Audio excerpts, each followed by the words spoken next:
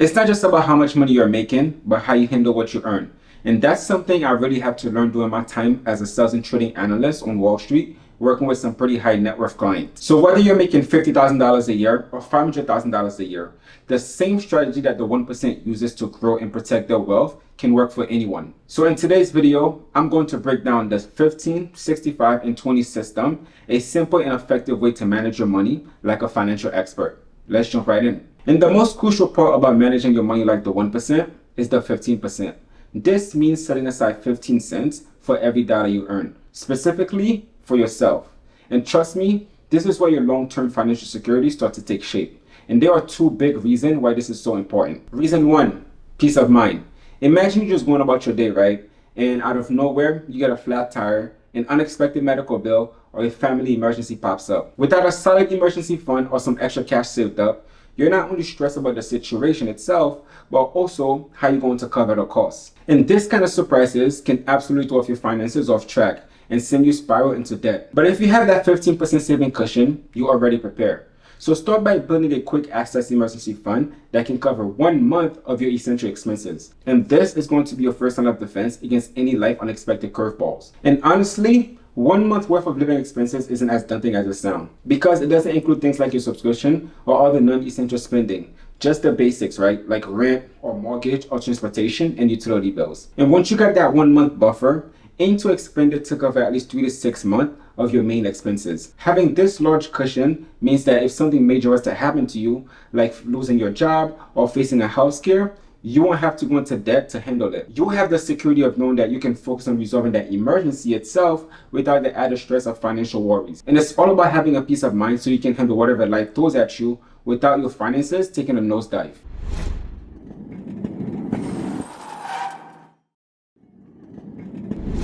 The second reason why saving that 15% is a game changer is all about making your money work for you. And the best part is, you don't need to be a financial expert to get started. In fact, you might already be doing it without even knowing. Imagine this, you and a friend, let's call them Aaliyah and Jason, both turned 30. Aaliyah decided to invest a lump sum of $10,000 and earn a steady 6% return each year. She doesn't touch her investment for 20 years.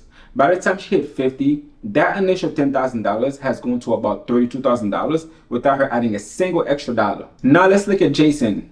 He waited until his 40s to start investing. Over the next 10 years, he put in $2,000 every year, also earning that same 6% annual return. And by the time he hit 50, his total investment has grown to about $28,000. Not bad, right? But it's still less than what Aaliyah has, even though Jason invested twice as much overall. So what gave Aaliyah the edge, you ask? Time and the magic of compound interest. Think of compound interest as a snowball rolling down a hill.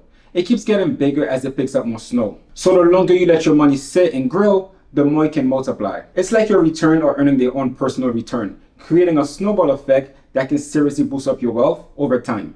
And that's what Einstein meant when he said compound interest are the eighth wonder of the world. So how do you get started? How do you take advantage of this? Well, here's a few simple steps. Number one, take advantage of your workplace retirement plan. If your job offers a retirement plan with employer match, jump on it. It's essentially free money, right? For example, if you're making $50,000 a year and your employer offers a 5% match, that means for every dollar you contribute up to $2,500, your employer will also chip in the exact same amount. Number two, open a tax advantage account. So consider setting up a Roth IRA or another tax advantage account, because these accounts let your investment grow tax-free, meaning no taxes on your dividend or any capital gain. And that's because it's a great incentive that the government offers to encourage long-term investment and saving. Number three, keep it simple with passive fund. So you don't need to constantly monitor the market or try to pick the next big stock. Instead, go for passive index fund that track the overall market, because these funds automatically diversify your investment across hundreds of companies. So like that, you're not putting all your eggs in one basket. Number four, start now, even if you're a beginner. So even if you're new to investing, you can start small and build up over time.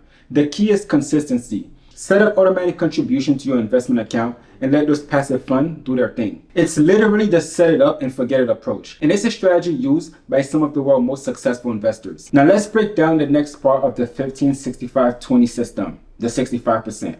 This chunk of every dollar you earn is dedicated to your fundamental expenses.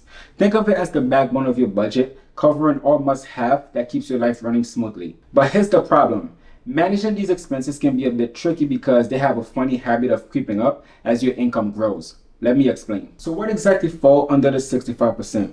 It's all the basic like your rent, mortgage, groceries, utilities, transportation, and any other essential costs that you need to keep things moving on a day-to-day. And these are the things that you can't really live without, but they can also be the most challenging to keep in check. And the reason it gets tricky is because as you start making more money, it's tempting to upgrade your lifestyle. Maybe you get a raise and you decided to move into a bigger apartment, or you feel like it's time to buy a new car. And while these upgrades might feel like progress, they often come with higher costs, like increase in rent, higher maintenance fees, or even more expensive insurances. And suddenly, your expenses are growing right along with your income, which can make it harder for you to invest and save more. So that's why it's crucial to set a firm limit on your fundamental expenses.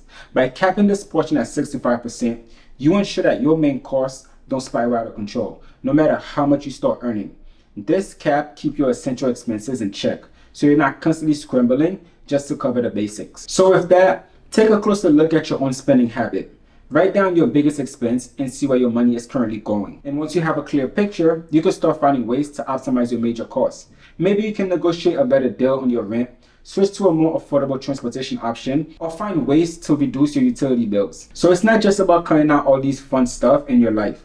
It's about keeping those big unavoidable expenses under control. So by managing your fundamental expenses wisely, you free up more of your budget to enjoy the things that you love without stressing about money. And this balance gives your budget some much needed breathing room, allowing you to live comfortably while still working towards your financial goals. And the last 20%, this part is all about giving yourself some well-deserved fun and personal fulfillment. And trust me, the 1% have this down on lock. And that's exactly why you often see them in luxury trip or have an expensive item, right? This is the portion you set aside for fun, enjoyment, and personal fulfillment. The 1% know the secret because they intentionally make room in their budget for things they love without feeling guilty. And you should too, because let's face it, right? All work and no play is a guaranteed way to burn out. And studies have shown that people who allow a little flexibility in their budget are way more likely to stick to their financial goals in the long run. Think of it like going on a strict diet.